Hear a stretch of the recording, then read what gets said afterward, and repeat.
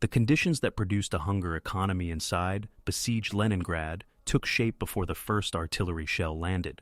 The city was a metropolis of approximately 3.2 million residents in 1939, concentrated around an industrial belt that included Kirov Plant Number 100, Baltic Shipyard, and multiple munitions works. Its food system was urban and centralized. Grain, meat, and fats entered predominantly by rail from internal Soviet regions, then moved through municipal combines, bakeries, and cafeterias that served large factory workforces.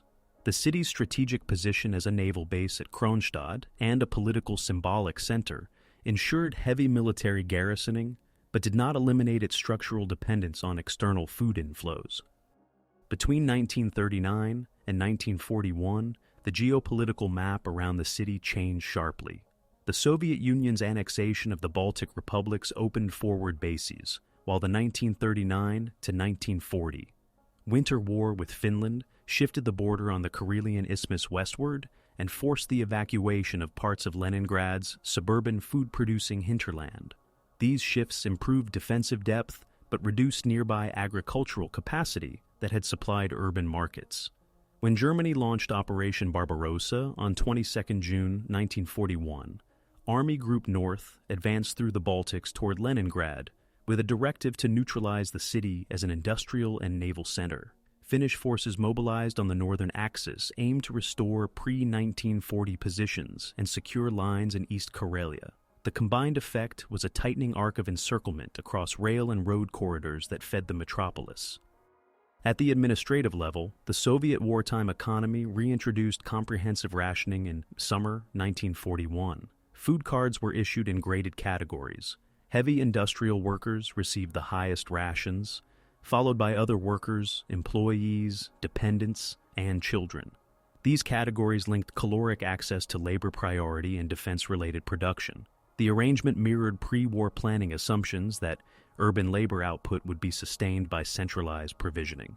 The Leningrad City Executive Committee and local People's Commissariat of Trade Enterprises organized warehouses and distribution points, while the NKVD supervised identity documentation, internal movement, and anti-speculation enforcement. The system's stability, however, presupposed rail continuity and predictable storage turnover. Military planning on both sides intensified stress on that assumption.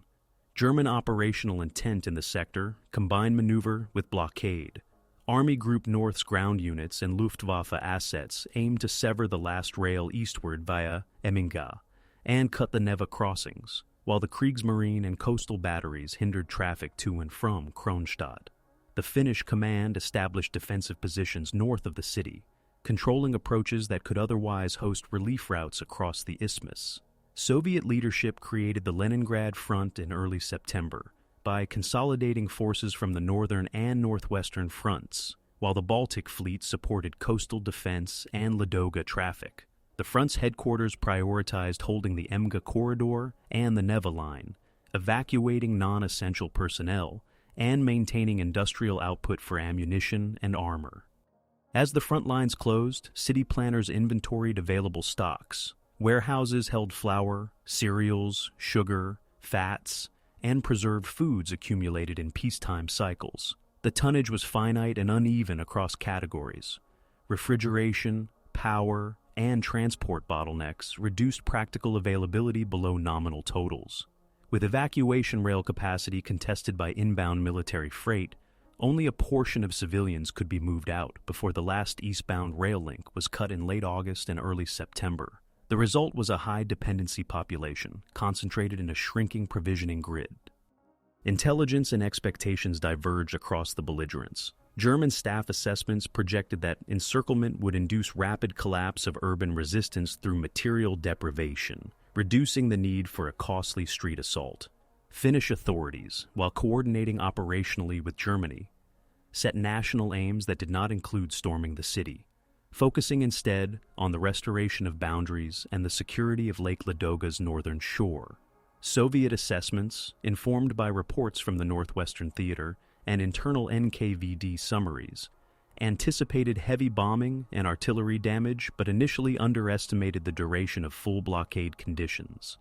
Plans for winter provisioning centered on continued controlled distribution, expansion of vegetable plots within the urban area, and use of Lake Ladoga as an auxiliary transport route if navigation could be secured. Public sentiment, measured in factory meetings, local newspapers, and municipal records, combined mobilization with practical concerns. Residents queued for ration cards, registered for civil defense, and volunteered for trench digging.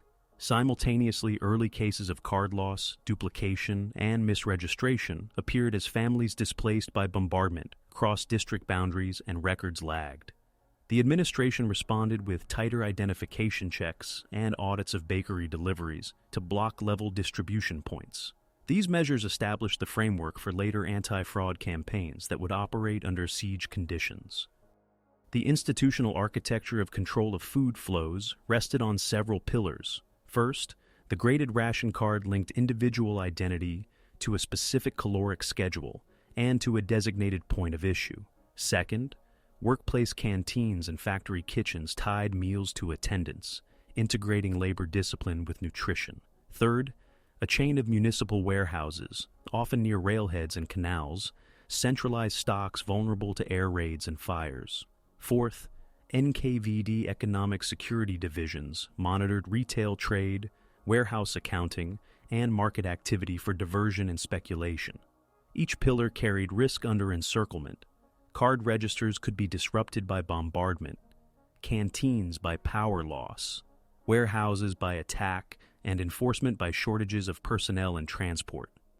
The medical and nutritional baseline before siege also mattered. Urban diets in 1940 to 1941 relied on bread as the primary caloric source, with cereals, potatoes, and limited meat and fat supplementing. The city's medical institutions tracked labor productivity against energy intake in heavy industry, informing the higher ration category for blast furnace workers, shipyard welders, and artillery plant crews. In peacetime, this hierarchy was a management tool. Under blockade, it became a survival gradient. The presence of large non-working groups, children, elderly, and evacuees from frontline districts introduced a demographic pressure that the system was not designed to bear without external inflows. Finally, the geography of potential relief shaped the coming economy of scarcity. Lake Ladoga offered a route east that could, in principle, carry barges in ice-free months and sled or truck columns over winter ice if organized. The Neva River crossings connected urban districts to those embarkation points but lay under enemy fire. The Volkhov and Mega Rail junctions, critical for linking Ladoga landings to the national network, were contested zones. In this configuration, every administrative rule about cards, categories, and canteens was contingent on a fragile corridor of water, ice, and road.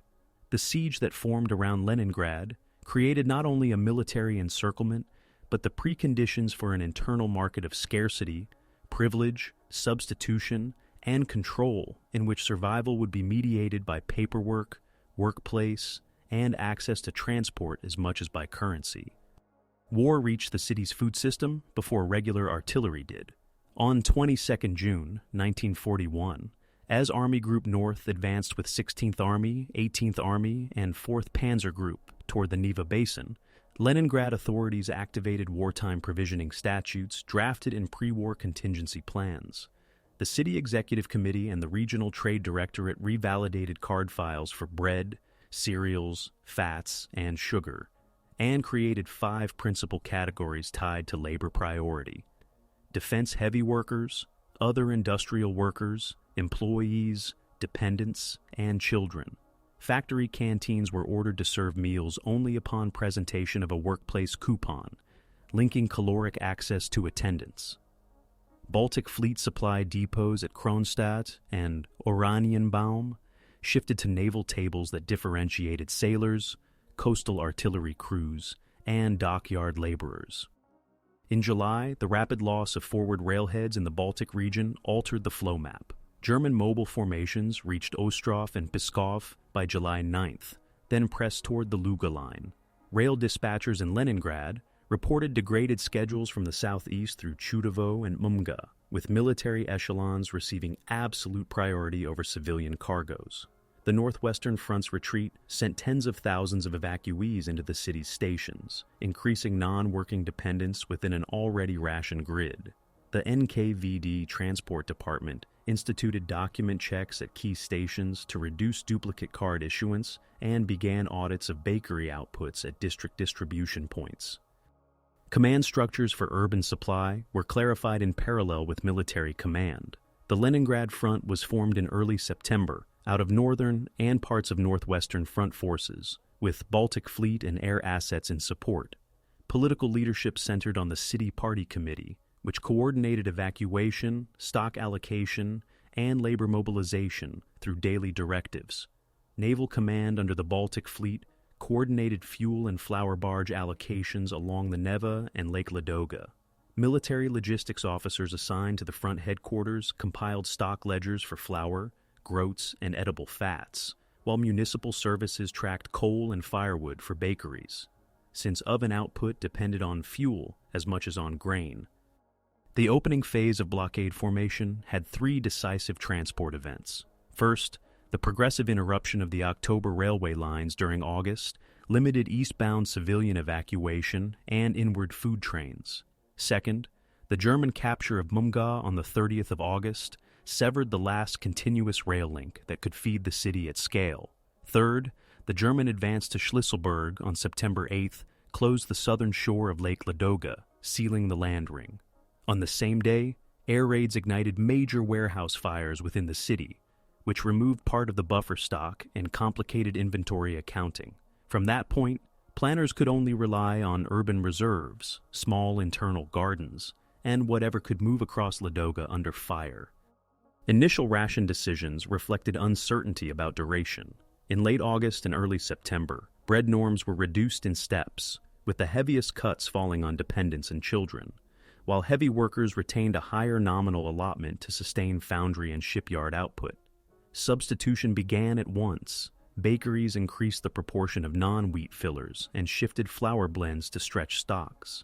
Municipal canteens adjusted menus towards cereals and soups with reduced fat content. Medical authorities warned of declining caloric sufficiency for non-working groups and requested priority for hospitals, maternity wards, and children's homes. The response allocated dedicated bread batches and milk where available, but transport and storage losses grew under bombardment. Lake Ladoga navigation became the only external axis not fully controlled by ground encirclement. The Ladoga flotilla organized tug and barge convoys from riverine berths east of the city, aiming to move flour in and evacuees out.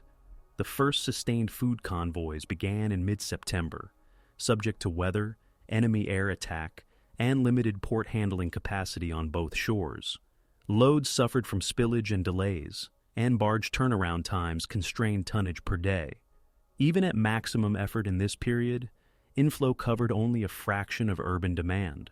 Planning documents accordingly shifted from monthly to weekly and even daily allocation tables, with emergency buffers kept in underground or dispersed storage. Enforcement framed behavior within the emerging scarcity.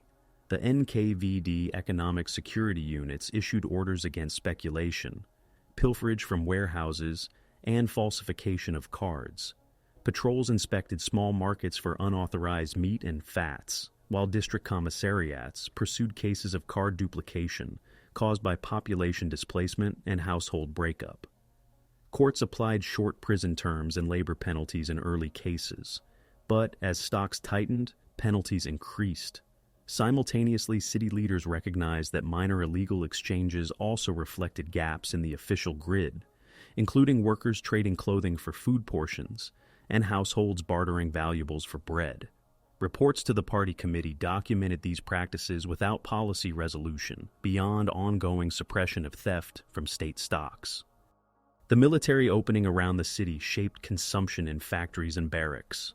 On the southern approaches, defensive works along the Luga line required large labor brigades that drew on city rations. Coastal artillery at Kronstadt consumed separate naval provisions, but dockyard workers remained within municipal norms. The Leningrad Air Defense Network, including searchlight units and anti-aircraft regiments, received field rations through military channels, which eased pressure on municipal bread only marginally. As artillery strikes increased, bakery outages due to power cuts and damaged water mains forced temporary closures and redistribution of bread lines across districts, lengthening queues and complicating workplace attendance linkage. Comparative conditions outside the ring affected expectations. German operational orders envisioned starving the city into military submission while minimizing the commitment to an urban assault. Finnish forces stabilized their front north of the city and did not attempt to enter, which left the northern perimeter static but firm. Soviet command expected that holding bridgeheads on the Neva and at Oranienbaum, coupled with Ladoga traffic, could sustain a reduced but viable urban population until relief. This divergence produced a gap between intended and actual inflows. Even when convoys moved, flour unloading had to be synchronized with bakery fuel delivery and with nighttime distribution to reduce exposure to air attack. By the end of September 1941, the city had crossed from precautionary rationing to blockade management. The administrative scaffolding was in place: card registers, workplace canteens, NKVD audits, convoy schedules, and district-level allocation plans. Yet the opening phase revealed the mismatch between industrial labor goals and demographic reality. Civilians who were not tied to critical workplaces had lower allotments that could not be offset by market access, since price controls and surveillance limited legal trade, and the emergent clandestine market was small and risky. The hunger economy took recognizable form, a hierarchy of access embedded in documents and workplaces, undercut by transport losses and warehouse vulnerability, and contested by enforcement that aimed to protect state stocks while preventing the rapid expansion of unregulated exchange. Strategic intent on all sides translated into planning assumptions about food, labor, and time. For German Army Group North, the siege was designed to remove the city as a naval and industrial asset while conserving ground forces for later use. Staff work in summer-autumn 1941 projected that cutting the rail junctions at Munga and Volkov, closing Schlisselburg on the Neva, and interdicting Ladoga traffic with air power would reduce urban consumption below subsistence, making a large-scale assault unnecessary. The Army's logistics officers factored minimal commitment to supplying the perimeter once the ring held. Artillery ammunition, not food, dominated their allocations. The Luftwaffe's role in this design included regular strikes on docks, power stations, and warehouses to degrade internal distribution. Finnish headquarters framed its aims more narrowly: hold the new frontier north of the city, control the Ladoga shore sector under its responsibility, and avoid urban assault that would tie down divisions and complicate national objectives. These choices produced a combined effect: a static northern perimeter, an active southern and southeastern choke on rail and river access, and an expectation that the city's calorie deficit would act as the decisive instrument. Soviet planners built a counter-siege doctrine around ration hierarchy, stock conservation, and a water-ice corridor across Lake Ladoga. The Leningrad Front and City Trade Directorate established graduated bread norms tied to 5 card categories. As the blockade took hold, the schedule that governed distribution was revised repeatedly, with precise gram amounts intended to match labor productivity tables. On 20th November 1941, daily bread rations reached their lowest level of the winter: 250 grams for heavy industrial workers, 200 grams for other workers, and 125 grams for employees, dependents, and children. Supplementary norms for meat, fats, and sugar fell to minimal weekly grams or were suspended. The medical directorate translated these grams into energy values to argue for later increases. On the 25th of December 1941, the city raised bread rations to approximately 350 grams for heavy workers and 200 grams for other categories, a change contingent on Ladoga inflows. The Ladoga axis was the central pillar of supply planning. In ice-free months, the Ladoga flotilla scheduled tug-and-barge convoys with flour in sacks loaded at the eastern shore and evacuees on the return leg.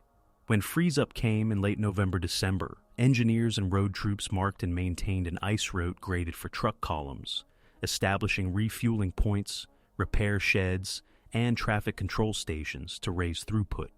Tonnage targets were set per day and per week, then reconciled with bakery fuel deliveries and mill capacities inside the city.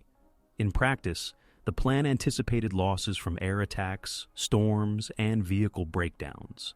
The objective was to consistently exceed a minimum daily tonnage needed to sustain ration increases, while evacuating non-essential population to lower internal demand. Stock protection and dispersal were the second pillar. After air raids of early September ignited the WWII warehouses, destroying, by city accounting, roughly 2,500 tons of flour and about 3,000 tons of sugar, planners shifted to smaller, dispersed storage in basements, tunnels, and tram depots. Fire brigades received priority fuel and equipment for warehouse districts. Bakeries staggered night shifts to reduce queues in daylight hours under bombardment. The electric grid's vulnerability prompted the installation of auxiliary boilers and manual kneading and slicing where possible. Precise stock ledgers moved from monthly to daily reconciliation, with NKVD economic security units embedded to audit shipments against issue slips. Control of documents and anticipated fraud formed the third pillar. The ration card scheme relied on exact identity matching: name, address, workplace, category, and designated distribution point. Anticipating duplication driven by displacement and card theft, the city introduced periodic re-registration, card lamination, and withdrawal of old series when new norms were set. Workplace canteens required both a bread card and a daily canteen coupon linked to attendance. Enforcement orders criminalized falsification, diversion from state warehouses, and resale above fixed prices. Courts and special boards applied defined penalties that escalated with stock severity. Planning documents also recorded a known gray zone, small-scale barter between households and workers that did not involve state stocks, but eroded price controls. Policy-directed monitoring, rather than blanket suppression to avoid pushing exchange entirely underground. Propaganda supported compliance with the ration hierarchy on both sides. Soviet information organs published tables of new norms, emphasized the linkage between heavy labor and higher rations, and explained Ladoga operations to justify delays and variability in issues. Posters and factory meetings warned against speculation and urged reporting of diversion.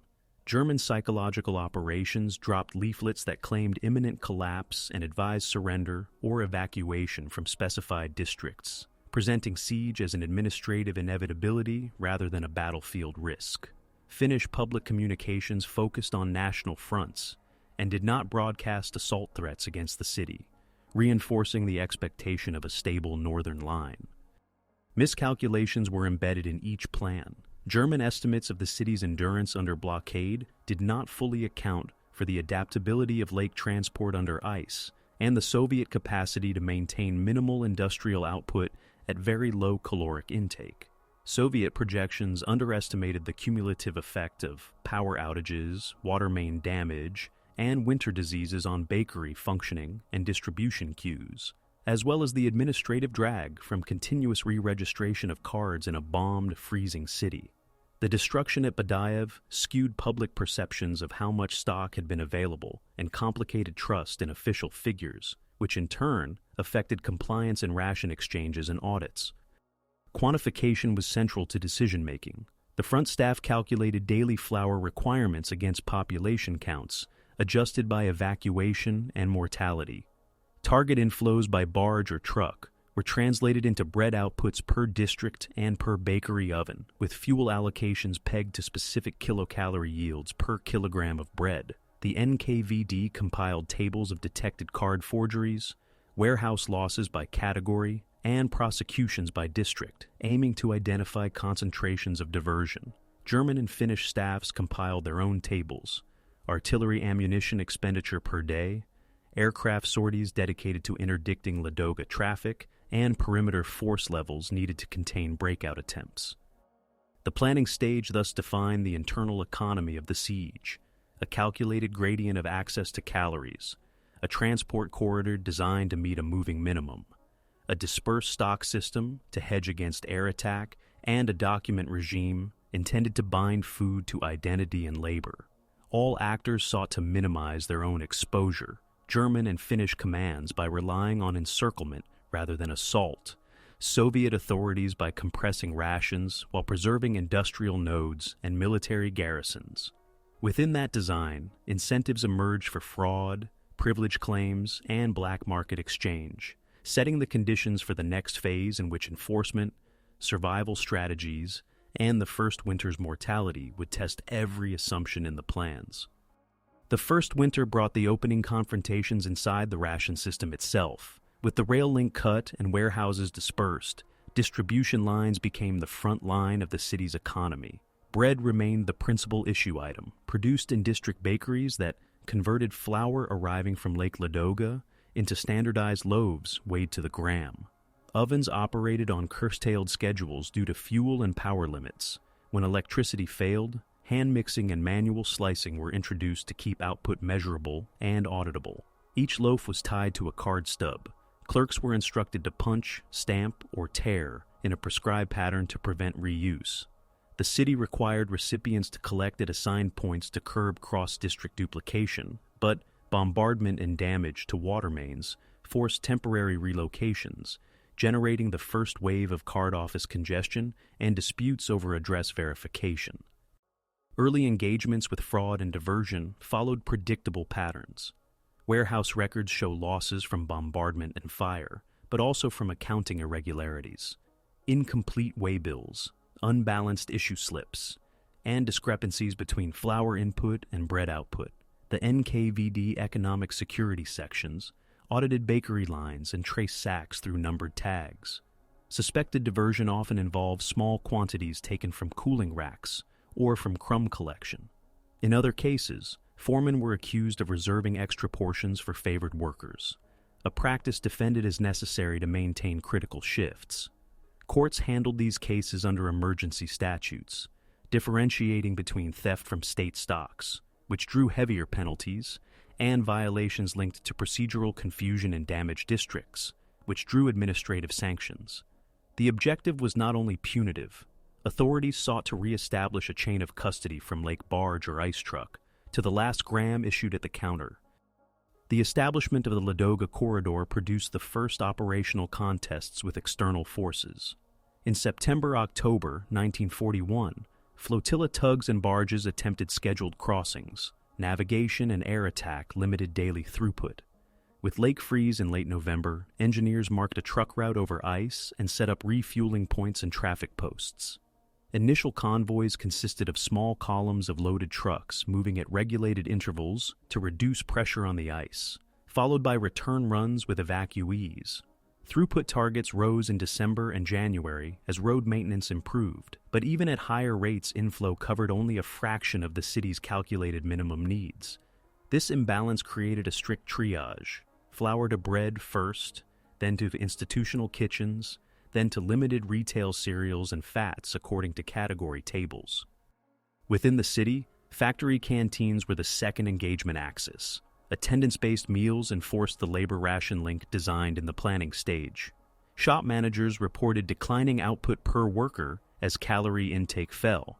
Medical staff tracked body weight and illness rates against shift length. Canteens substituted meat with cereals and soups and reduced fat allotments, keeping meal tickets tied to time cards. Disputes arose when workers transferred between shops or fell ill and lost access to canteen portions. Committees adjudicated transfers of category rights within families, especially when a heavy worker died or was evacuated and dependents sought to retain the higher ration. These cases exposed the intersection of legal identity, workplace status, and survival, which auditors tried to regularize by cross-referencing personnel files with card registers. Markets became the third field of contact. Official price controls remained in force, but small exchanges of clothing, valuables, and family heirlooms for food appeared in courtyards and side streets despite patrols. The administration distinguished between speculation using stolen state goods and private barter. The former triggered confiscation and prosecution when traced to warehouse leakage or canteen kitchens. The latter was monitored but not always suppressed because pushing all exchange underground complicated surveillance of more serious diversion. Reports described small-scale milling of stored peas and oats in household grinders, the drying of vegetable peels for later boiling, and the use of communal kitchens to stretch cereals into soups for multi-family blocks. These practices did not replace the ration. They supplemented it within a tightly policed framework. German and Finnish actions shaped these engagements without direct contact. German artillery and air interdiction targeted docks, power stations, and known storage sites, aiming to disrupt production and distribution cycles. Sortie patterns against Ladoga crossings increased during clear weather. Truck movements shifted to night or low visibility conditions in response. Finnish forces maintained a static northern front, reducing the likelihood of ground disruption there, but holding the shore sectors that limited alternative northern routes. The blockade perimeter thus operated as a constant pressure on the city's internal logistics, rather than as a sequence of assaults. Unexpected outcomes emerged quickly. The ice road stabilized earlier than some German estimates anticipated, permitting a modest but steady inflow that underpinned the December decision to raise bread rations for heavy workers, while maintaining low levels for other categories. Conversely, bakery vulnerability proved greater than Soviet planners projected. Power and water outages magnified the effects of flour scarcity, lowering effective output below ledger calculations. The destruction of major warehouses in September had an additional administrative consequence. It shifted public attention to the visibility of queues and the physical act of bread issue, making irregularities at the counter, short-weight loaves, mispunched cards, politically charged events that generated complaints and required investigative resources. Mortality and evacuation numbers measured the cost of this first phase. Deaths from starvation and related disease climbed through December 1941 into January and February 1942, with municipal registries recording peaks during the coldest period. Simultaneously, ice road returns evacuated civilians out of the city. The outflow reduced demand on bakeries and canteens, but also removed non-working family members who might have served as proxies in queuing. The comparison mattered to planners. Each truck that carried evacuees out could return with flour, and each evacuee reduced daily bread requirements inside the ring. This arithmetic shaped convoy assignments and district-level ration projections. Administration adapted in contact with these pressures. Card re-registration cycles shortened. Inspectors verified identity and residence more frequently to prevent category misuse. Household consolidation, families moving into one heated room or shelter, required amendments to address records, which affected designated issue points. To address queue length, some districts staggered issue times by alphabet or workplace affiliation. Others issued numbered tokens to be returned at the counter. Each measure produced edge cases, from lost tokens to absenteeism penalties for workers delayed in ration lines, feeding back into canteen meal access and shift productivity. By the end of this initial engagement period, the contours of the hunger economy were established in operational terms. Distribution points functioned as controlled checkpoints in a citywide grid. The ice road provided a variable supply line that could be quantified daily and reconciled with oven output. Enforcement separated theft from confusion, while recognizing that strict suppression of all private exchange could drive diversion further from audit. The siege outside the walls pressed constantly but indirectly. Inside, the first battles were fought over documentation, queue management, oven hours, and the conversion of lake tonnage into grams per category. The next phase would see escalation. Deeper ration cuts for non-priority groups, growing clandestine trade in fats and meat, and more formalized penalties as the authorities sought to defend the state stock system through the most severe months.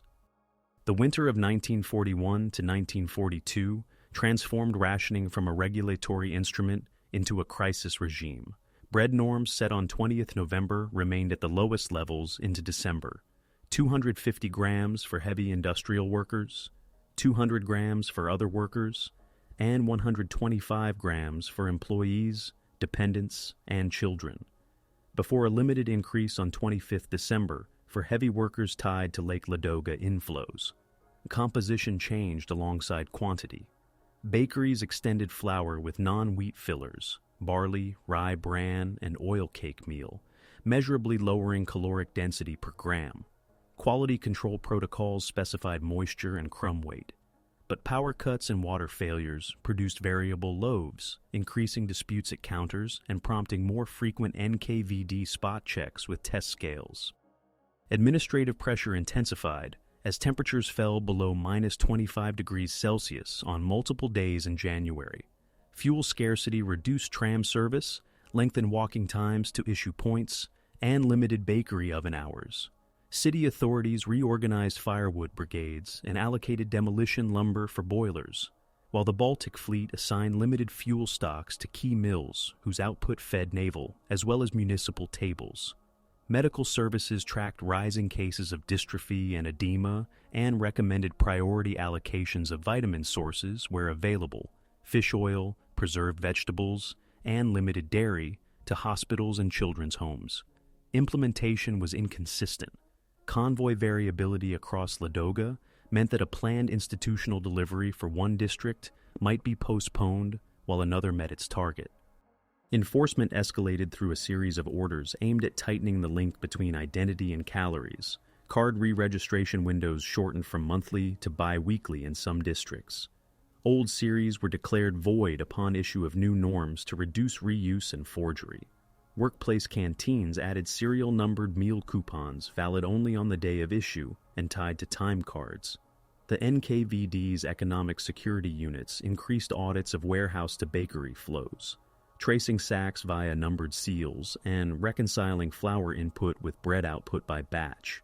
Courts applied defined penalties for diversion from state stocks, with heavier sentences for group theft or falsification involving official positions. Inspectors distinguished between theft and documentation failure in bomb-damaged districts, but raised the threshold for leniency as shortages deepened. Privilege stratification became more visible under stress. Special supply channels for high-priority cadres, front headquarters personnel, key plant directors, certain medical staff, and critical utility crews issued supplementary rations beyond standard cards. The justification was functional continuity of command, production, and services. The effect was to formalize a top tier within the hierarchy of access. Factory committees petitioned to expand priority lists to include irreplaceable shift leaders or skilled machinists. Some requests were approved, others deferred. These adjustments, while small in absolute numbers, altered shop floor dynamics and influenced absenteeism and illness reporting as workers sought to qualify for higher norms. Clandestine trade adapted to the new constraints, with official retail at fixed prices offering little beyond bread and limited cereals. Informal exchanges in courtyards and stairwells focused on fats, meat, and concentrates. Typical trades paired clothing, watches, or household tools for small portions of butter or cured fish. Enforcement targeted items traceable to state stocks, marked sacks, hospital-labeled cans, or canteen meat intended for institutional kitchens. Private barter without state goods remained a gray zone. Patrols dispersed gatherings to prevent crowding and surveillance loss, but did not attempt mass arrests unless diversion was suspected. Several districts experimented with collective cooking points monitored by street committees where households pooled rations to gain economies of fuel. Auditors required pot ledgers to prevent double dipping across addresses. External pressure tightened. German artillery registered known bakery districts and power nodes. Luftwaffe sorties increased during clear weather against Ladoga approaches, forcing night movements and reducing truck speed on the ice.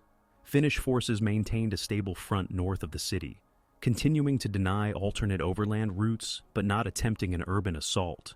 The blockade's operational profile, static on land, active in the air, translated into daily variance and inflow. Ice road throughput rose as engineers thickened and graded the route, but repairs and weather interruptions produced swings that complicated ration planning. Convoy scheduling had to balance flour inbound against evacuees outbound. Each truck assigned to evacuation reduced same-day capacity for food, but lowered future internal demand. Crisis management extended to civil status.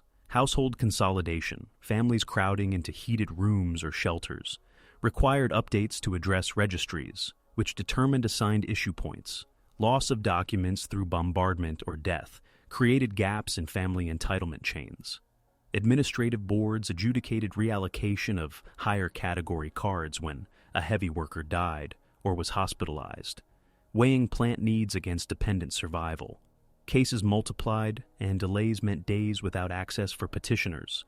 To mitigate, some districts issued temporary stand-in coupons pending a final ruling, increasing the risk of duplication and fraud that auditors then had to unwind. Mortality and illness shifted workforce composition. Plant managers reported rising absenteeism due to weakness, frostbite, and disease. Average output per worker hour declined. In response, shops compressed shifts, reallocated tasks to conserve energy, and combined work and canteen schedules to reduce walking time. The Leningrad front prioritized rations for munitions and artillery repair shops, and for searchlight and anti-aircraft units.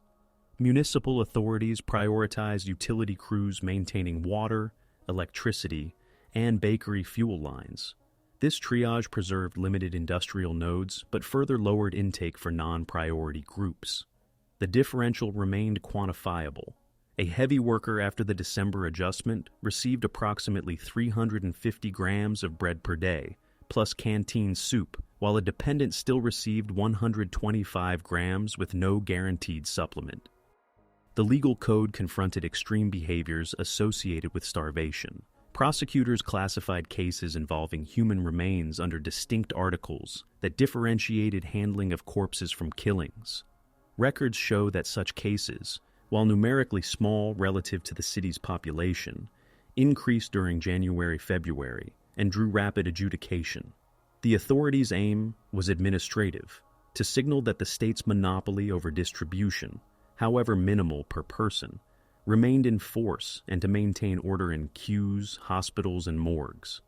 Parallel campaigns addressed theft from the dead in public spaces and transport, with patrols assigned to cart routes and bread lines.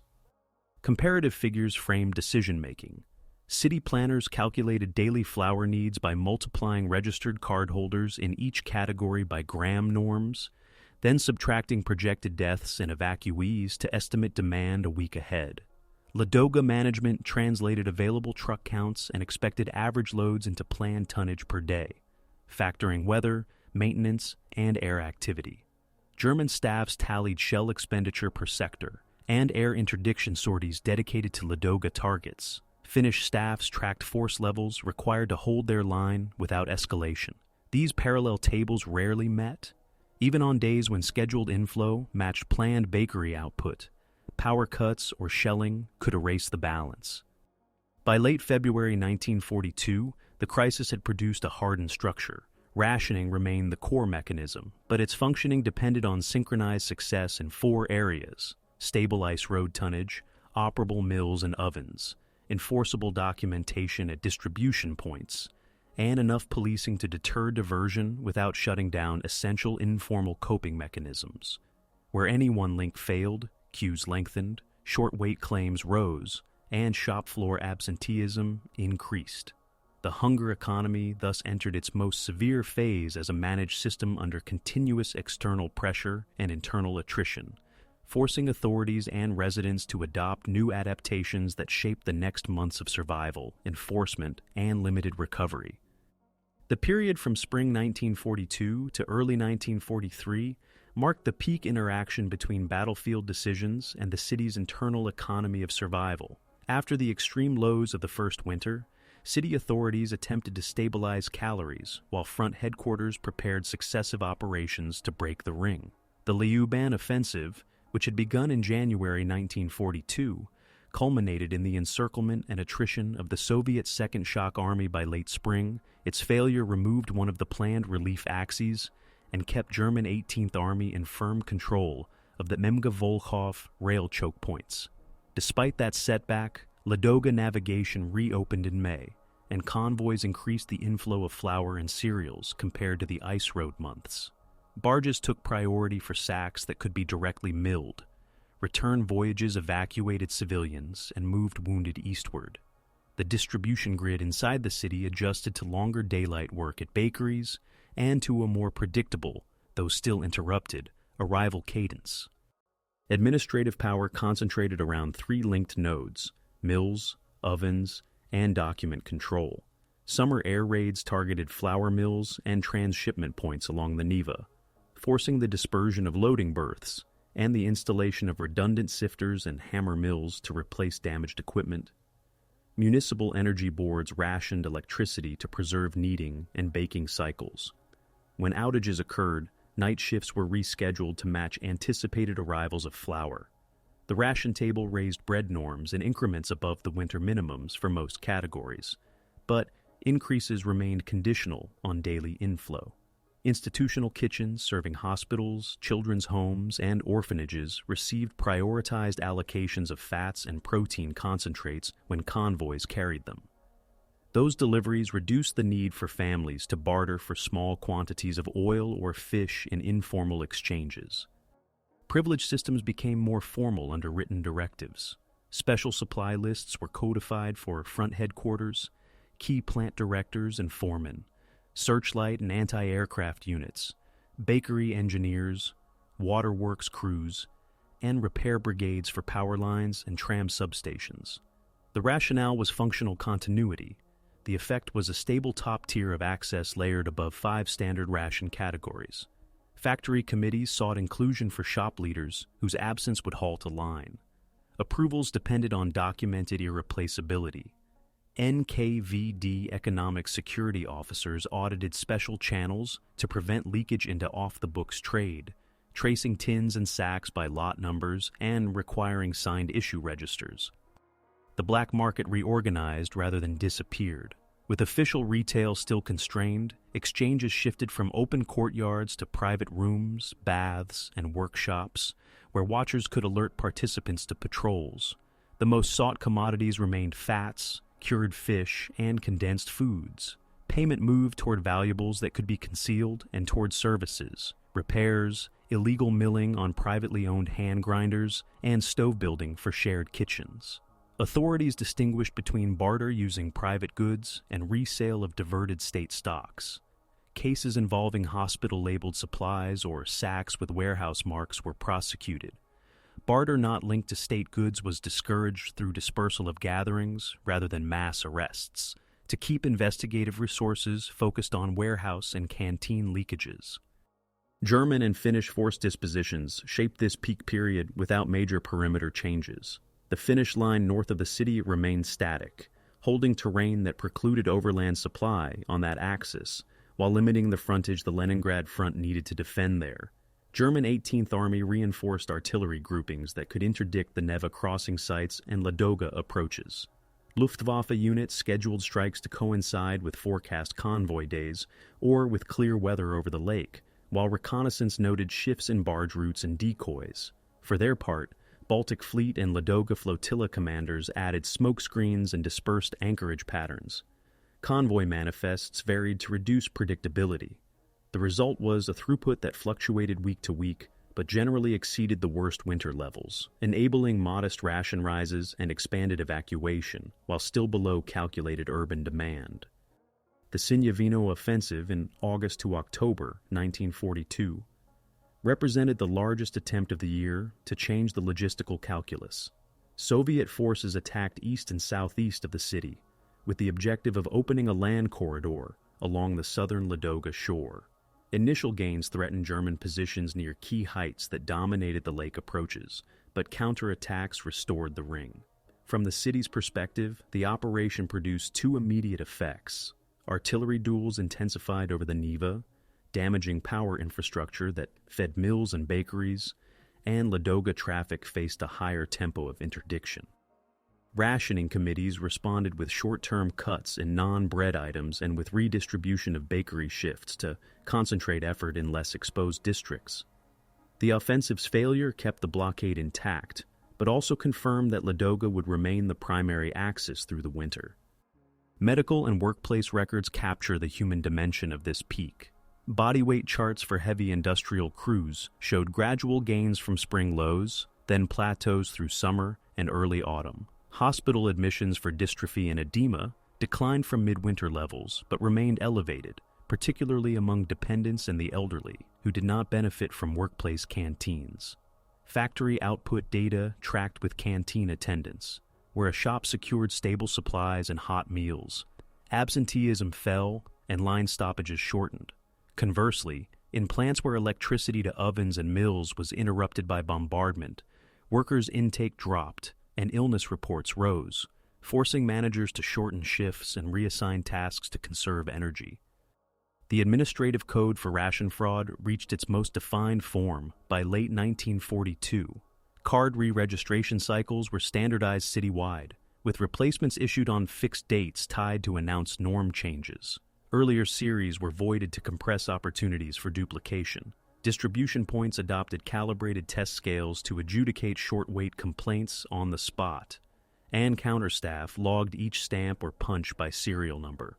Courts applied tiered penalties that differentiated between theft from state stocks, falsification of documents, and resale above fixed prices. Group theft and diversion involving official positions drew the harshest sentences. NKVD reports aggregated cases by district to identify patterns, such as repeated discrepancies at specific warehouses or canteens, and reassigned personnel accordingly. 2 infrastructure projects altered the supply picture even before the ring was pierced. First, a fuel pipeline across Lake Ladoga was laid in 1942 to move petroleum products directly to the city, reducing the share of truck or barge capacity taken by fuel and freeing space for food cargoes. Second, storage and unloading on the eastern shore were expanded with additional piers and rail spurs, cutting barge turnaround time. Inside the city, tram depots and basements were adapted as dispersed storerooms to limit the risk of a single raid destroying large stocks. These changes did not eliminate shortages, but they increased resilience against specific disruptions that had magnified scarcity during the first winter. The turning of the year brought the largest operation affecting the siege economy. On 12 January 1943, forces of the Leningrad and Volkhov fronts launched a coordinated assault across the Neva toward Schlisselburg. After days of fighting, Soviet units linked up along the southern Ladoga shore, opening a narrow land corridor whose width measured in kilometers rather than meters. While the front continued to face artillery and air attack, engineers began laying a rail line along the new corridor. The prospect of railborne flour arriving directly into the city shifted planning assumptions. Bakeries could schedule output with less day-to-day volatility. Special supply channels could be reduced in favor of more uniform norms, and evacuation patterns could be recalibrated to move more non-working civilians out without sacrificing cargo space for food inbound. Even before the rail line was completed, the city's hunger economy at its peak had become a tightly coordinated system linking military outcomes to grams on the counter. Tactical gains or losses at Sinyavino or along the Neva translated into changes in electricity for mills, convoy schedules, and the safety of unloading points. Administrative rules, card series, canteen coupons, and special lists bound calories to identity and function, while enforcement targeted diversion that threatened state stocks. Private exchange operated in the spaces the state could not or chose not to fully regulate. This structure did not end hunger, but it imposed a measurable order on scarcity, positioning the city to convert any improvement along the lakeshore into more predictable bread, shorter queues, and broader evacuation once the corridor became operational in the weeks that followed. Adaptation proceeded along 2 intertwined paths: institutional adjustments that changed how the siege economy functioned, and household strategies that converted grams on paper into calories that could be consumed. After the Ladoga land corridor opened in January 1943 and engineers laid a provisional rail along the southern shore, city authorities recalibrated the ration tables. Increments were introduced for all categories and stages linked to confirmed flour arrivals by rail and barge. Increases for heavy labor were announced first, then smaller steps for employees, dependents, and children. Institutional kitchens for hospitals and children's homes received scheduled issues of fats and concentrates when cargoes permitted. Bakeries synchronized night shifts to rail timetables so that wagons could be unloaded and milled grain turned into bread within a single cycle, reducing stock exposure to bombardment and fire. Control systems evolved to maintain the link between identity and calories under higher volumes. A unified card series replaced district variants with watermarked paper, numbered tear-off stubs, and periodic citywide re-registration to reconcile population change from evacuations and mortality. Workplace canteens adopted stamped daily coupons bound to time cards, limiting transferability, while allowing substitutions when a worker changed shifts. Auditors introduced batch-by-batch reconciliation. Each oven run was matched to flour intake, fuel consumption, and issued stubs. Investigations concentrated on points where inputs and outputs diverged, warehouses, loading berths, and canteen meat lines, rather than dispersing effort across small household exchanges. Medical services shifted from emergency triage to nutrition management. Clinics monitored body weight, edema, and work capacity in standardized charts, then proposed targeted supplements from available stocks: fish oil, fortified soups, and limited dairy for patients with dystrophy. Vitamin concentrates for children. These interventions were modest in quantity but anchored to measurable indicators, allowing authorities to justify dedicated allocations, even when retail tables remained thin. Sanitation brigades intensified removal of refuse and bodies from public spaces to reduce disease transmission. Morgue protocols, cart routes, and patrol coverage were mapped with the same attention that planners applied to bakery and mill networks. Households adapted their fuel, time, and exchange patterns. Communal kitchens, rooms with shared stoves supervised by street or building committees, pooled ration portions to save fuel and cooking labor. Ledgers recorded contributions by address to prevent duplicate claims at distribution points. Private grinding of peas, oats, and barley in hand mills or improvised grinders supplemented bread with porridge or flatbreads. Authorities tolerated small devices that did not divert state grain, while prosecuting unauthorized milling of stock marked for bakeries. Clothing, watches, and tools continued to move through informal barter for fats and cured fish. Payment diversified to include services. Stove repair, tailoring, and carpentry were exchanged for food in transactions that left less traceable evidence than marked sacks or tins. Urban agriculture scaled from personal plots to organized output. Factory yards, school grounds, and vacant lots were allocated for potatoes and hardy vegetables. Seed and tool distribution proceeded through enterprises and housing committees. Yields varied with soil quality and shelling damage, but even low outputs contributed to canteen menus and household stores at harvest. Auxiliary livestock, rabbits and poultry, were kept in courtyards where feed could be spared, with local rules to limit noise, disease, and theft. These measures could not replace barge and rail inflows, but added predictable items to institutional kitchens and reduced pressure on ration bread in late summer and early autumn. Privilege hierarchies became more regularized and, in some sectors, narrower. Special supply lists that had expanded during the first winter were reviewed. Some temporary categories were consolidated or withdrawn as rail deliveries improved. Stable priority remained for front headquarters personnel, bakery and mill engineers, water and power crews, tram and repair brigades, and certain medical staff. Decisions were framed in functional terms. Whether loss of a person or crew would halt essential services or reduce military capability. Appeals from factories for inclusion of specific shift leaders continued, but approvals required evidence that no replacement was available. Audit trails followed tins, sacks, and concentrates issued via special channels to reduce leakage into clandestine trade. Black market structures adapted to the new balance of risk and supply. With rail inflow adding predictability, prices in informal exchanges shifted toward items less accessible through ration tables: fats, condensed foods, and tobacco. Transactions moved to controlled spaces, baths during off hours, workshops after shifts, and apartments where lookouts could monitor stairwells. Enforcement remained focused on diversion from state stocks.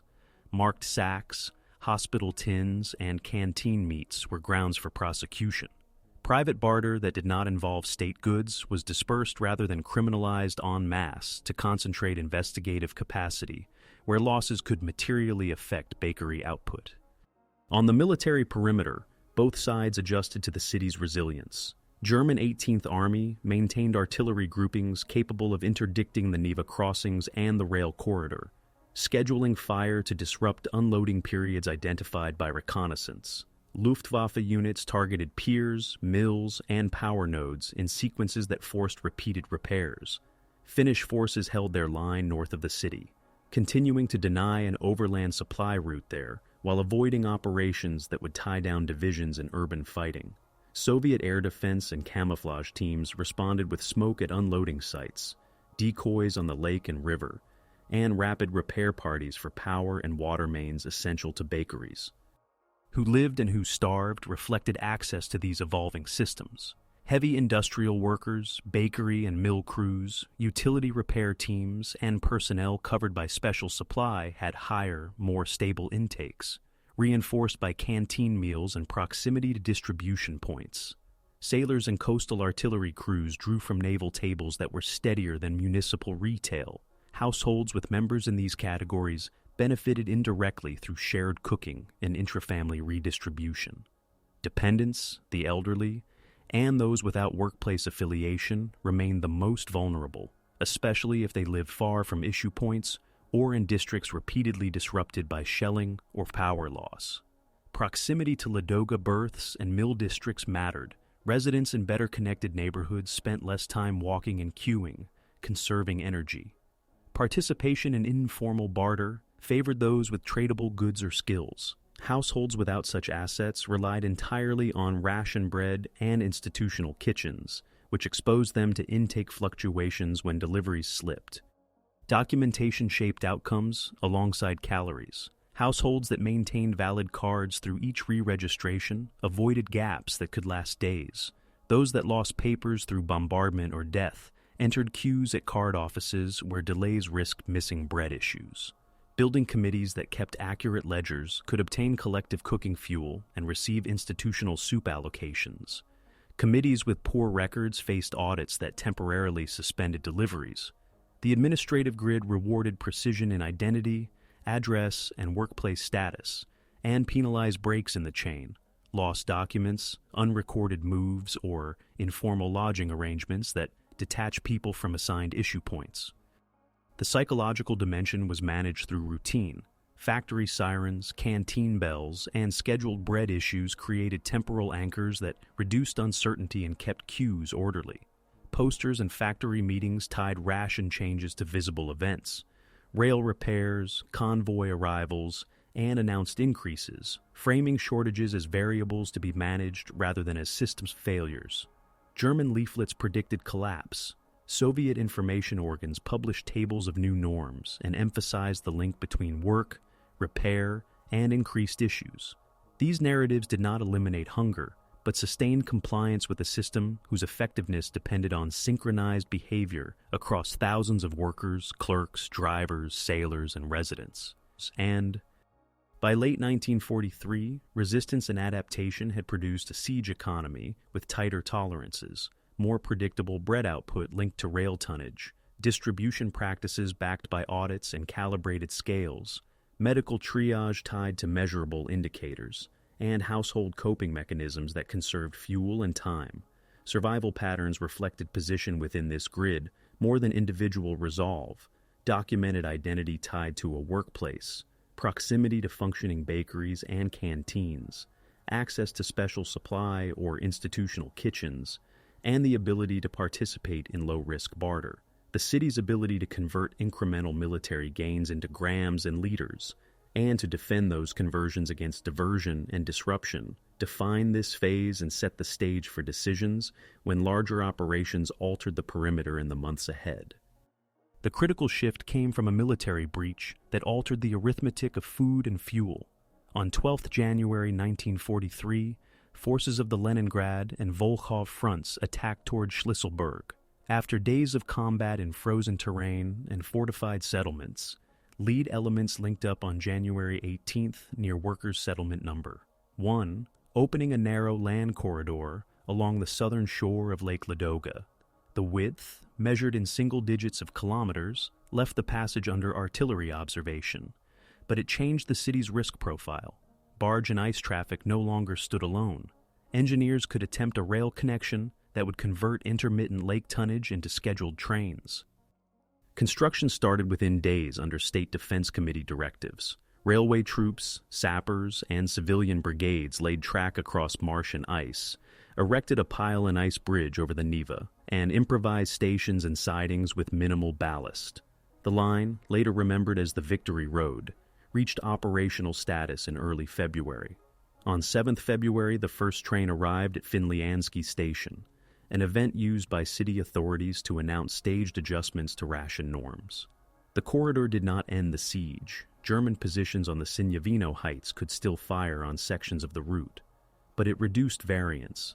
Bakeries could schedule night shifts against expected wagon deliveries, mills could plan sifting and grinding cycles, and distribution points could issue bread with fewer last-minute cancellations.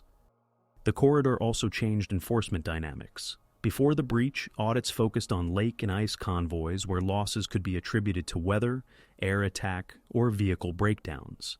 Inside the city, inspectors reconciled sacks into loaves with limited predictive power. With rail timetables, auditors introduced batch-level reconciliation for flour lots and oven runs and set daily targets per district. Short-weight disputes at counters remained, but calibrated scales and stamped stubs tied each issue to a train manifest and a bakery batch number. Penalties for diversion from state stocks remained severe. Procedural leniency narrowed as documentation improved. The administrative effect was to move policing from reactive seizure at markets to preventive control along a more predictable supply spine. German and Finnish commands reacted to the breach without abandoning their operational logic. German 18th Army reinforced artillery groupings overlooking the corridor, timed fire to unloading hours identified by reconnaissance, and directed airstrikes at mills, power nodes, and the Neva crossing. Finnish forces maintained a static line north of the city, continuing to deny overland supply on that axis and keeping Soviet defense requirements there stable. The blockade thus shifted from a complete land ring to a partial one, with a contested corridor that absorbed artillery ammunition and sorties, but could not be closed permanently without a major offensive. Inside Leningrad, the turning point manifested not only in grams, but in minutes. Tram service, previously sporadic, ran more regular intervals on repaired lines to bakeries, mills, and key factories, reducing walking time that had consumed calories. Workplace canteens linked hot meals to shifts scheduled around rail arrivals, improving synchronization of labor and intake. Institutional kitchens received more consistent fats and concentrates when consignments included them. Hospitals could plan diet supplements for dystrophy cases by ward and week rather than day to day. Street committees administering communal kitchens adjusted ledgers to reflect the new bread issue times, and cut fuel use by concentrating cooking into fewer windows. Ration policy followed the corridor's stabilization. The city preserved the category hierarchy: heavy industry, other workers, employees, dependents, children, but announced measured increases as rail throughput sustained them. Heavy workers saw earlier increments. Other categories received smaller steps later. The justification remained production and services. Artillery repair lines, searchlight units, water and power crews, and bakery and mill teams continued to draw priority where losing a person or crew would halt a node in the grid. Some wartime extensions of special supply were reviewed and narrowed. Others were codified for the remainder of the siege with name positions and lot-numbered issues to prevent bleed into clandestine trade. Clandestine exchange did not vanish. It adapted to a system with fewer sudden gaps. With bread supply more predictable, informal markets priced fats, cured fish, and tobacco as premium items. Transactions moved to spaces with controlled access and lookouts. Workshops after hours, apartments, baths during off times. Enforcement concentrated on diversion traceable to state stocks, marked sacks, hospital tins, canteen meat. Private barter that did not involve state goods was dispersed rather than prosecuted en masse, a tactical choice to keep investigative capacity aimed at leakages that could depress bakery output or denude institutional kitchens. The corridor's strategic value drew immediate attempts to widen it. In February 1943, Soviet forces attacked near Krasny Bor to expand the passage and push artillery off the route. The operation achieved local gains but did not remove the enemy from dominant ground. For the hunger economy, this meant persistence of shelling risk at specific hours and points, rather than a return to citywide unpredictability. Schedules accounted for interdiction windows. Camouflage, smoke, and rapid repair parties became part of the cost of doing business. The Baltic Fleet and Ladoga Flotilla adjusted their roles toward feeder traffic and redundancy rather than sole lifelines. Medical and demographic indicators responded with a lag. Mortality from starvation and related disease declined from the peaks of the first winter, as body weight for registered heavy workers recovered modestly, and as dependents with institutional access received more regular supplements. Evacuation resumed on a larger scale via the corridor and the lake's eastern shore, reducing daily demand on bakeries and canteens while freeing cargo space inbound. Card re-registration remained frequent to reconcile population changes. The interval between reissues lengthened slightly as records caught up with movements and deaths, reducing episodes in which families fell out of entitlement chains due to documentation gaps. From an administrative standpoint, the turning point can be described as a shift from emergency improvisation to planned scarcity.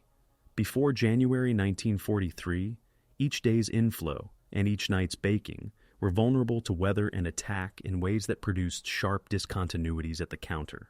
After the breach and the rail build, the variables narrowed. Flour lots matched to oven runs to issue windows, and issue windows to canteen and household schedules. Fraud and privilege did not disappear. They were constrained into forms that could be audited and justified within a documented hierarchy. The black market did not collapse. It moved to margins where it no longer determined the city's basic calorie line. The corridor did not eliminate risk. Artillery could still close the line temporarily. Airstrikes could cut power or damage a mill. Yet the city now possessed redundancy. Lake barges in season, rail under fire but repairable, and a fuel pipeline that reduced the share of food tonnage displaced by petroleum. In operational terms, each repair crew, anti-air section, and bakery engineer became part of a combined arms defense of the ration. In strategic terms, the breach removed the enemy's expectation that time alone would collapse the urban system.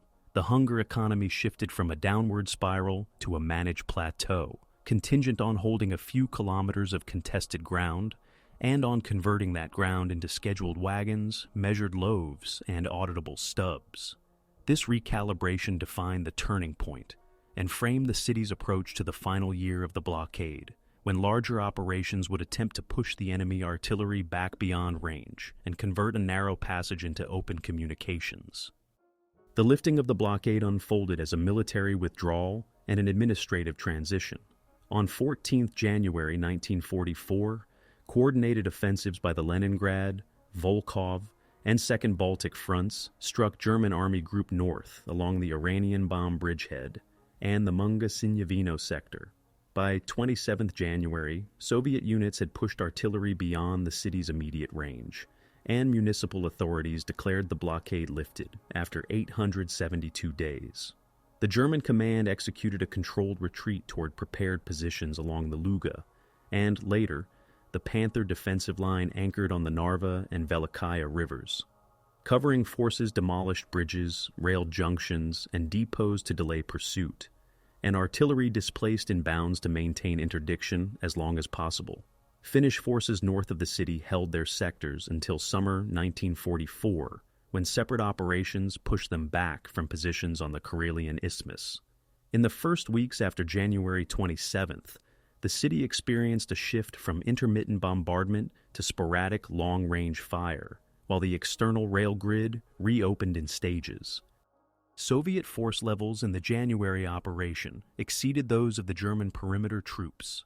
The Leningrad and Volkhov fronts committed multiple armies with armor and artillery groupings assembled for breakthrough, while Army Group North's 18th Army and parts of 16th Army defended with reduced divisions affected by prior losses and winter conditions.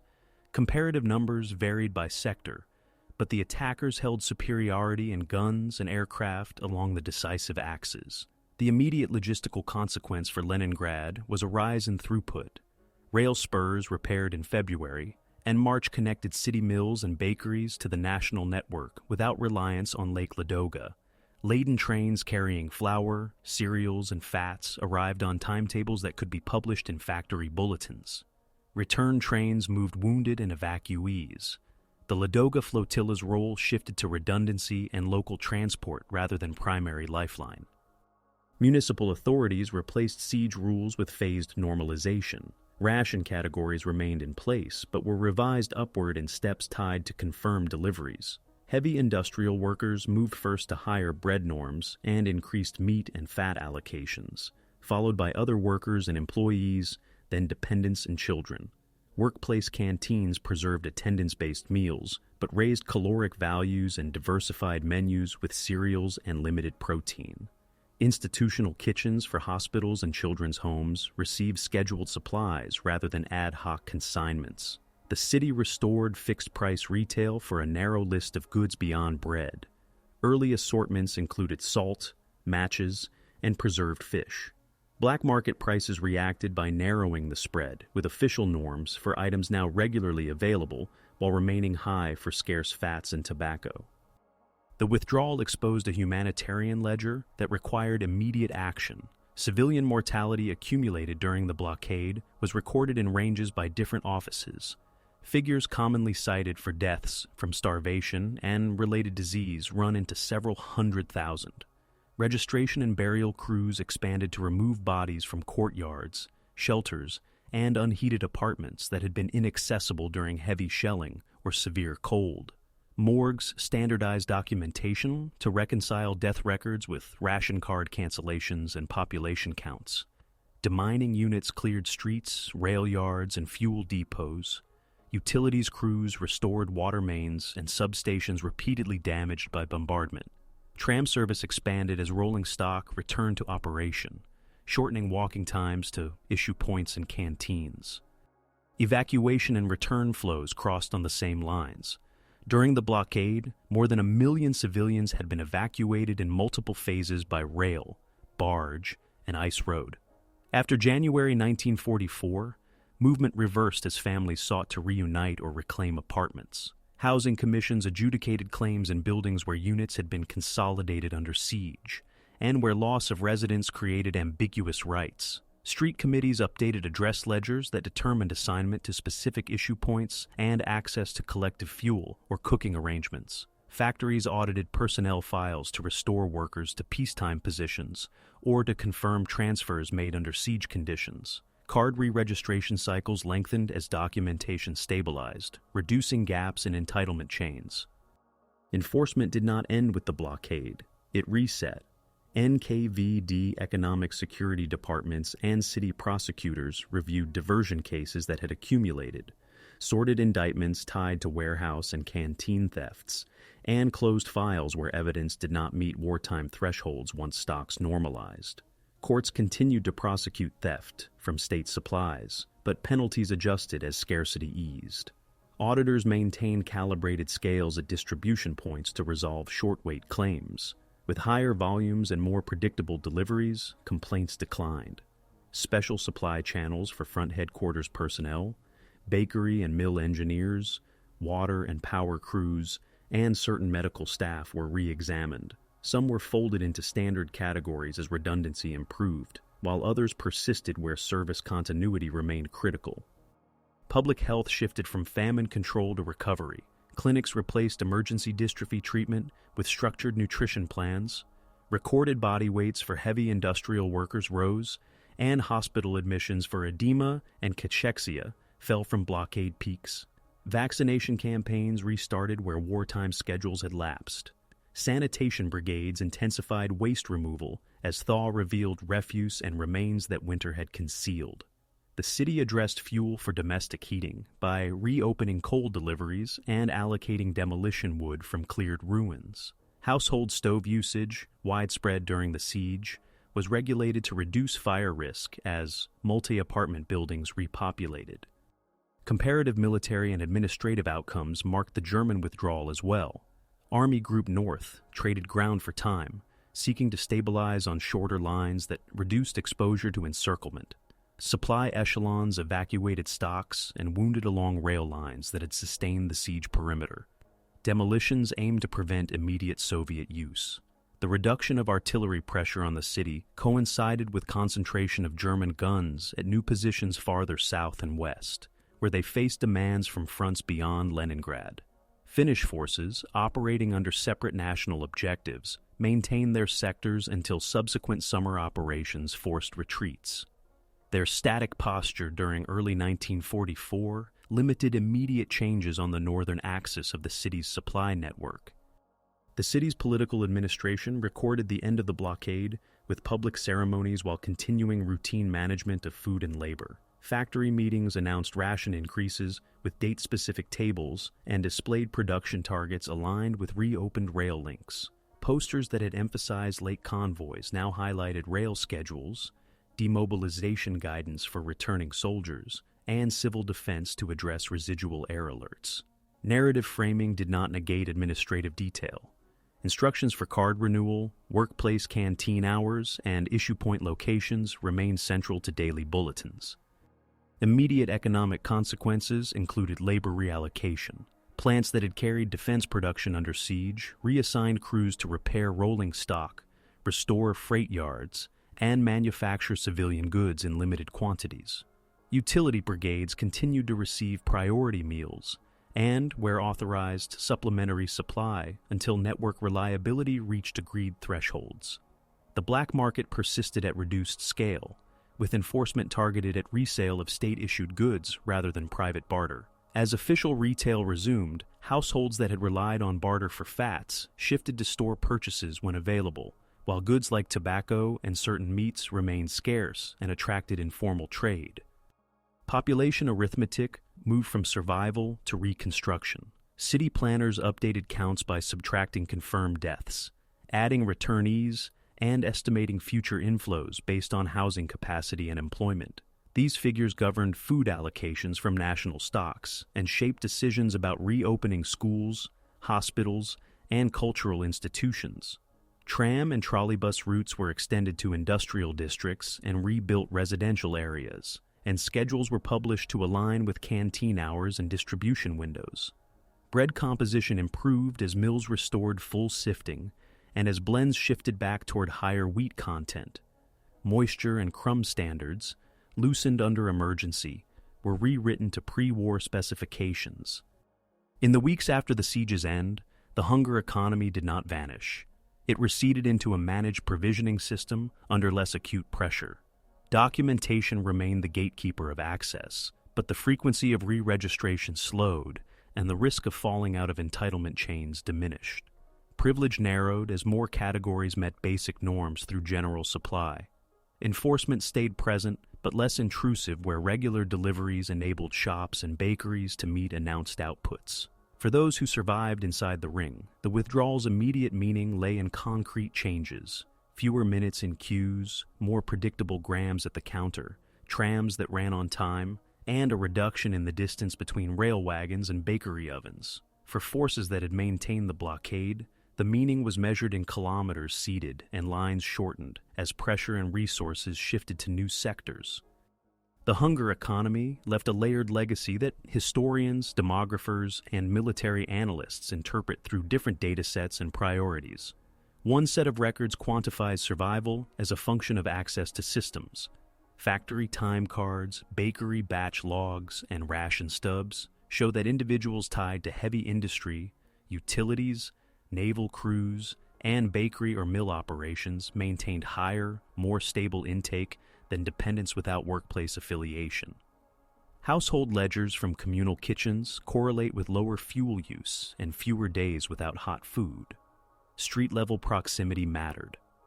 Residents within shorter walking distance of functioning bakeries and issue points expended fewer calories in queues and had fewer missed issues during bombardment or power failures. These variables reproduced a hierarchy that outlasted the blockade as a template for post-siege provisioning and for later emergency planning. Mortality and evacuation tallies frame long-term demographic effects. Civilian deaths from starvation and related disease are commonly reported within a range measured in hundreds of thousands. Local registries and post-war commissions produced figures that vary by method and inclusion rules. Evacuations during 1941 to 1943 removed over 1 million civilians in several phases by rail, barge, and ice, altering the age and labor structure of the remaining population. Post-siege birth and marriage records indicate delayed recovery curves in districts that had higher ratios of dependence to workers during the blockade. For planners and historians, the comparative lesson lies in arithmetic.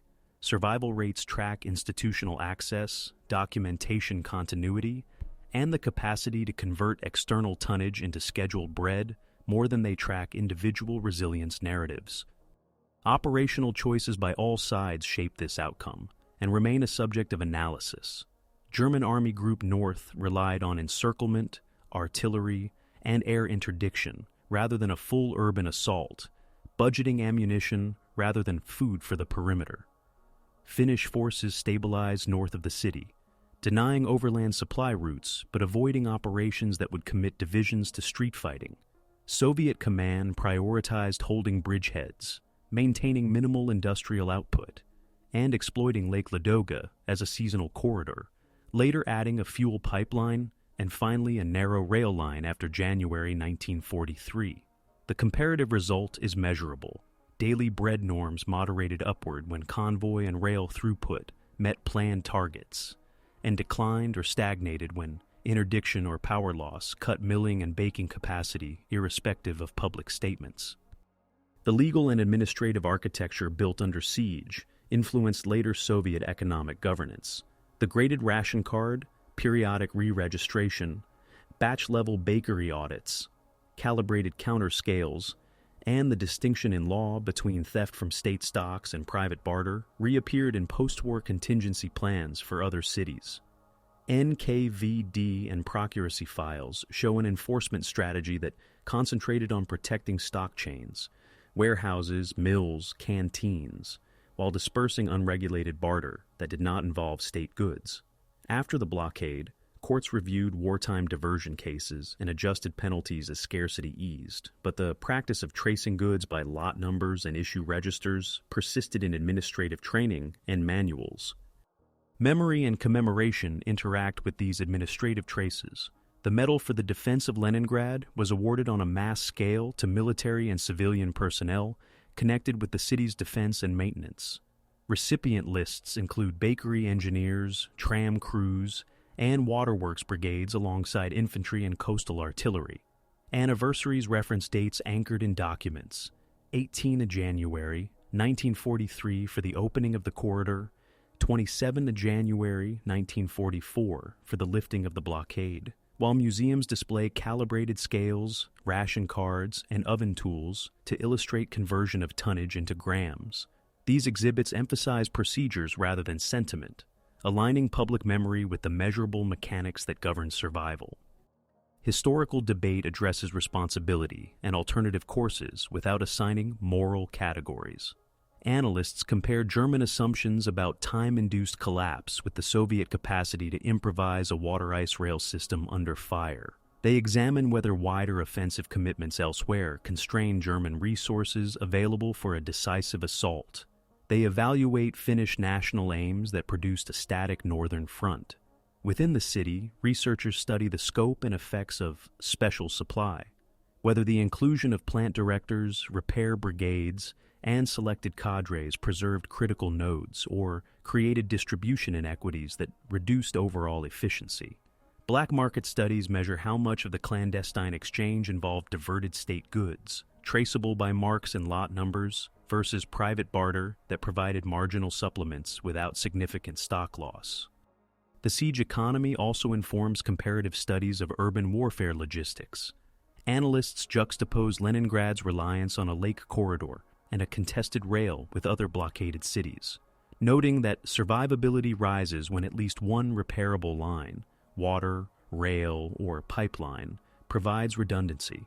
The record suggests that protecting mill power, bakery fuel, and distribution documentation can yield disproportionate benefits compared to headline infrastructure repairs. In planning exercises, the Leningrad case provides parameters for minimum daily tonnage, oven capacity per district, and audit intensity needed to keep ration schedules credible under artillery or air threat. Population records capture longer arcs. Neighborhoods that maintained accurate street ledgers and functioning communal kitchens during the blockade show smoother transitions to normalized retail and utility billing, while areas with repeated displacement and document loss experienced extended delays in card replacement and service restoration. Employment files track how wartime skill concentrations, bakery mechanics, tram electricians, millwrights, remained overrepresented in the immediate post-siege workforce and were later redistributed across the city and to other regions. These continuities reveal how emergency role assignments became peacetime labor markets. Numbers structure the narrative even at its close. The blockade lasted 872 days. Bread norms reached lows on November 20th, 1941, and rose in measured steps tied to convoy and rail schedules. The corridor opened in mid-January 1943, and rail traffic began in early February.